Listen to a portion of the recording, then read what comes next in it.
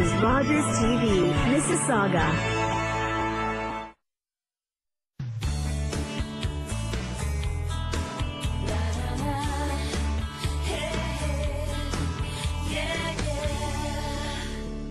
Welcome back to Daytime. Now, we definitely know that the cost of all kinds of energy are rising. Just filling up my gas tank this morning almost made me cry, but that's why we have Sue Ritzy with us here today to give us some other options of how we can go green and be saving a little bit money and being a little bit more innovative when it comes to our energy, especially in our homes these days. Thank you for joining me today. Thank you for having me. No problem. So why don't we just start off with why people are deciding to go green? What does that even mean? What does eco-friendly mean? I think it's a lot of people almost see it as more of a trend. You know, oh, I'll buy a grocery bag at the store that's material instead of plastic, right? Well, eco-friendly basically means we're lowering our energy consumption and therefore reducing our carbon footprint. I think probably one of the main concerns that people have when it comes to heating their homes is rising energy costs. A concern that I think we should all have is the issue of, you know, what potential damage are the systems that we're using doing to our environment. If we look at the types of heating systems that we're using in Canada, most of us are using a forced air system, a hot water rad system. Some of us are using baseboard heaters. Maybe you're using a combination of those systems. What's important to note about those systems is how they're powered. Right. So forced air systems, hot water, those systems run off of fossil fuels. Baseboard heaters don't rely on fossil fuels, but even in Canada today, we still use a percentage of fossil fuel to drive our electricity. But that will change. The issue with fossil fuels is, of course, it's damaging to our environment. So as we're burning fossil fuels, we're contributing to the greenhouse gases. And the other issue with fossil fuels is that they're in limited supply.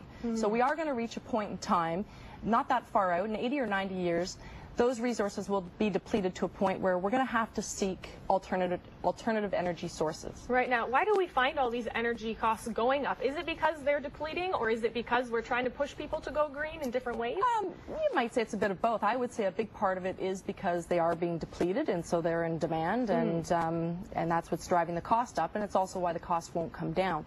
So all the more reason why we need to seek alternative sources of energy. Now, a lot of people say electricity is the energy of the future, and I tend to agree with that statement because electricity is not reliant on fossil fuels. Electricity can be run off of solar power, off of wind, off of water, so therefore it's not damaging to the environment.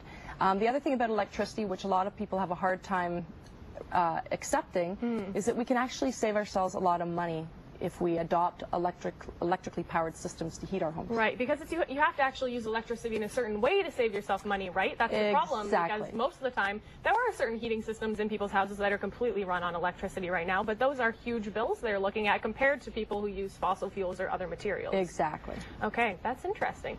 So what are we looking at as far as how do you make electricity cheaper for you?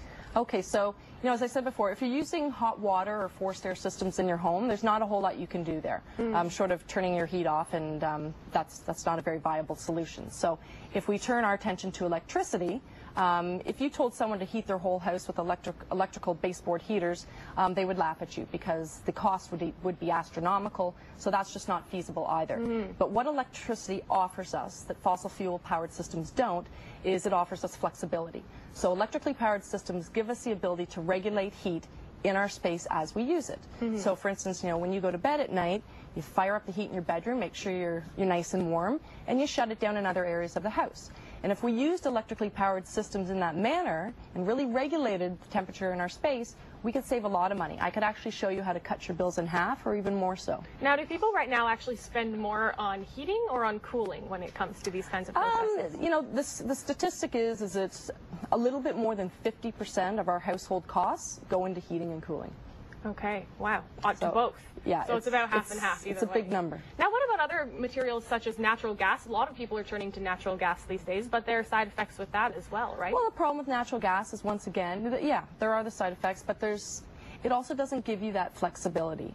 I mean, really, I think we need to move in a direction where we are able to regulate the heat in our environment as we use the space. That is how we're going to save the most energy, and that's how we're going to, preserve our environment as best we can. Now, is this similar to the systems that a lot of people already have, where they can actually program in when their heater will go up or down during the day, things like that, but it's still within the entire house then, right? Instead of just in specific areas. That's exactly right. Okay, so still not as great because we're still spending a lot more money in that case. Exactly. Okay, so why do you think there are so many people that still aren't going green when it comes to these kinds of situations? I mean, we know that it's coming. We know that eventually all of these resources are going to be running out, but still people are reluctant to switch over. I think people are afraid of change. I think people, when you say electricity is a viable solution, people get scared. Most people, a lot of people could never fathom that electricity could actually, electrically powered heating systems could save them money.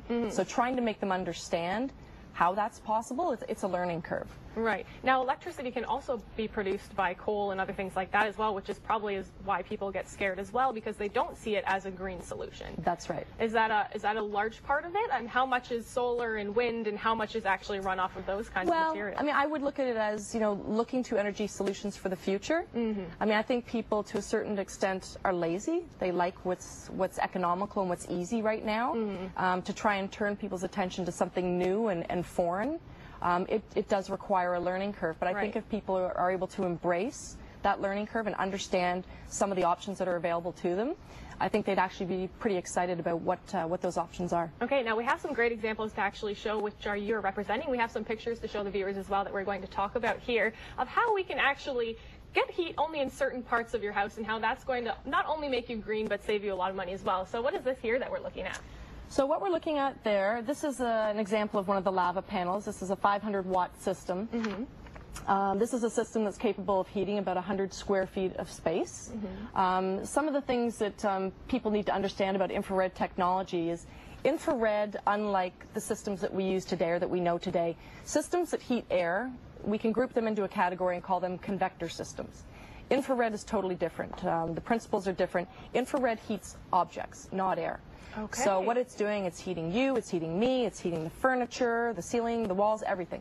So as it's heating all those objects in the space, all those objects then in turn start to emit heat themselves and become almost like little heaters. And so the net result is you have a system that's way more efficient, it doesn't have to work nearly as hard, and at the end of the day, you're saving a lot of money. And of course, then you have that ability to be flexible and to heat only the space that you're using.